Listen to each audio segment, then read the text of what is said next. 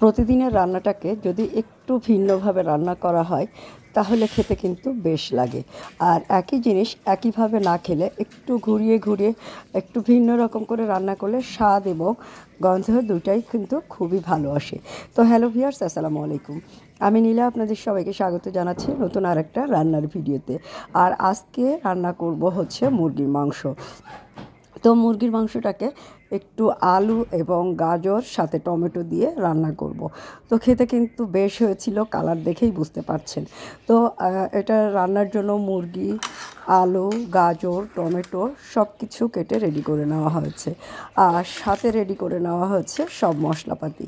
তো এটার জন্য আদা বাটা, জিরা বাটা, রসুন বাটা, গরম মশলা বাটা, আস্ত গোটা গরম মশলা, শুকনো মরিচ, পেঁয়াজ কুচি, তো সব কিছু রেডি। এখন শুধু রান্নার পালা। তো চলেন রান্না শুরু করা যাক। আজকে কিভাবে রান্না করব পুরো ভিডিওটা দেখবেন, আশা করি ভালো লাগবে।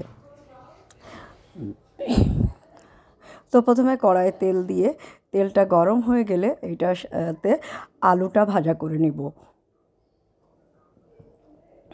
আলুটা কড়া করে ভাজা করে নিব, কোনো রকম লবণ এবং হলুদের গুঁড়া ছাড়াই জাস্ট আলুটা ভাজা করে নিব। সাথে আলুটা ভাজা হয়ে গেলে গাজরটাও সুন্দর করে ভাজা করে নিব।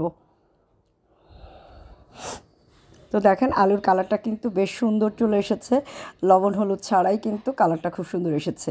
এখন গাজর যেটা কেটে নেওয়া হয়েছে সেটাও সুন্দর করে ভাজা করে নিয়ে উঠিয়ে রেখে দিতে হবে। তো গাজর ভাজা শেষ, উঠিয়ে নিয়ে ওই তেলের ভিতরে পেঁয়াজ কুচি দিয়ে দিতে হবে। পেঁয়াজটা একটু বাদামি হয়ে আসলে সব মশলা একসাথে দিয়ে দিতে হবে।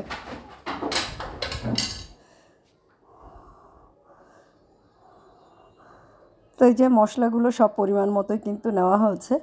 একটা মুরগির জন্য আলু গাজর দিয়ে একটু মশলাটা একটু স্পাইসি, একটু বেশি খেতে চাইলে একটু বেশি করে দিলেই বেশ ভালো লাগবে, তবে সব কিছু অতিরিক্ত হলে কিন্তু ভালো লাগবে না। এখন সামান্য একটু পানি দিয়ে মশলাটাকে ভালো করে কষিয়ে নিতে হবে। মশলাটা কষানো হয়ে গেলে আবারও একটু পানি দিয়ে, পানিটা ফুটে উঠলে এটার ভিতরে টমেটো কুচিটা দিয়ে দিব। দিয়ে মশলাটাকে আরেকটু সুন্দর করে ভুনা করে নিতে হবে। তো মশলাটা কিন্তু খুব সুন্দরভাবে ভুনা করা হয়ে গেছে। এখন এটার ভিতরে আমরা বাকি প্রসেসগুলো করব। একটু সময় নিয়ে মশলাটা কষাতে হচ্ছে। তো এখন মুরগি দিয়ে দেওয়া হচ্ছে। মুরগিটা দিয়ে এটাকে আরেকটু ভালো করে নাড়াচাড়া করে সামান্য 5-7 মিনিট কষিয়ে নিব।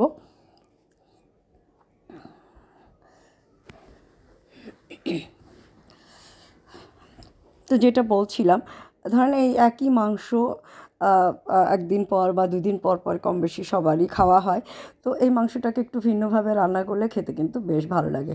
তো মুরগিটা খুব সুন্দর করে দেখেন একটু ঢাকনা দিয়ে ঢেকে দেওয়া হয়েছিল, তেলটা ছেড়ে এসেছে আর কষানো হয়েছে খুব সুন্দর। এখন ভেজে নেওয়া আলু এবং গাজরটা দিয়ে আরও একটু সময় নিয়ে কষিয়ে নিব। আর আজকে কষানোর প্রসেসটা একটু বেশি, তো একটু বেশি সময় নিয়ে কষানো হচ্ছে। আর কষাতে কষাতে কিন্তু সব কিছু ভালো করে সিদ্ধ হয়ে যাবে। খুব বেশি পানি দেওয়া আজকে হবে না, খুব অল্প পরিমাণ পানি দিয়ে একদম মাখো মাখো ঝোলে রান্না করা হবে। তো আবার একটু ঢাকনা দিয়ে ঢেকে দিয়ে আলু গাজর এবং মুরগিটা একটু সুন্দর করে কষিয়ে নেওয়া হলো। এখন ঝোলের পানি দিয়ে দেওয়া হলো, তবে খুবই অল্প পরিমাণ ঝোলের পানি দিয়ে দেওয়া হয়েছে। এখন জালটা একটু মাঝারি আছে রান্না করতে হবে। ঝোলটা শুকিয়ে আসলে মাংসটা রেডি হয়ে যাবে। আর এরকম মাংস রুটি, পরোটা বা ভাতের সাথে খেতে কিন্তু বেশ লাগে। আর মাংসটা কিন্তু খেতে খুবই স্বাদের হয়েছিল।